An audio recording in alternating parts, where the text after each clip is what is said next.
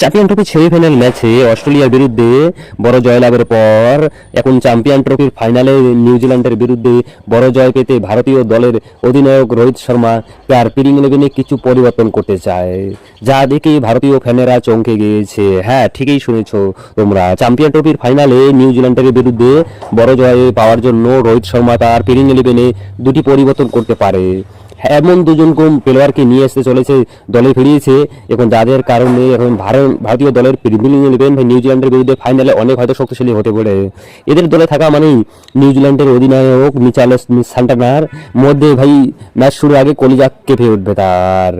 তো রোহিত শর্মা এমন একটি ব্যাটিং লাইন আপকে তৈরি করেছে যা নিউজিল্যান্ডের বোলারদেরকে বিরুদ্ধে দুর্দান্ত পারফরমেন্স করবে এবং একটি ম্যাচ জয়ী ইনিংস খেলার সুযোগ করে দেবে। এবং বোলিং বিভাগে এমন কিছু বিপজ্জনক বিধ্বংসী বোলারকে সুযোগ দেওয়া হয়েছে যা নিউজিল্যান্ডের ব্যাটসম্যানদের দিশাহারা করতে পারে। অস্ট্রেলিয়ার দলকে কঠোরভাবে হারানোর পর এখন ফাইনালে নিউজিল্যান্ডকে হারানোর জন্য রোহিত শর্মা তার প্লেইং ইলেভেনে কি কি পরিবর্তন করতে পারে সমস্ত কিছু জানাবো এই ভিডিওতে। তবে তার আগে তোমরা কি চাও যে চ্যাম্পিয়ন ট্রফি ইন্ডিয়া জিতুক? তো কমেন্ট বক্সে অবশ্যই লেখো তোমাদের মতামত। তো বন্ধুরা, এবার আমাদের জানতে হবে যে রোহিত শর্মা ফাইনালে নিউজিল্যান্ডকে হারাতে প্লেইং ইলেভেনে কোন কোন খেলোয়াড়কে রেখেছেন। প্রথমত রেখেছেন রোহিত শর্মা নিজেই, তারপরে থাকতে চলেছে সুমন গিল।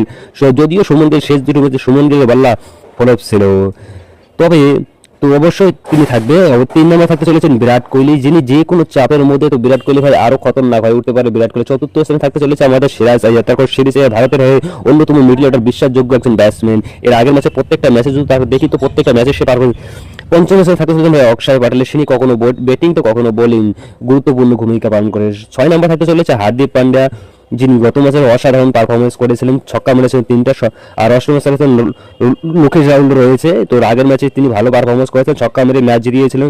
আর এই ম্যাচে হয়তো কোনো এই কেএলকে পরিবর্তন করা ভাববে না। 8 নম্বর থাকতে চলেছে রবীন্দ্র জাদেজা হয়তো ওয়াশিংটন সুন্দরকে সুযোগ দিতে পারে। আর 9 নম্বরে বরুণ চক্রবর্তী তো থাকবেই, তার কারণ বরুণ চক্রবর্তী নিউজিল্যান্ডের বিরুদ্ধে এর আগের ম্যাচে পাঁচটা উইকেট নিয়েছিলেন।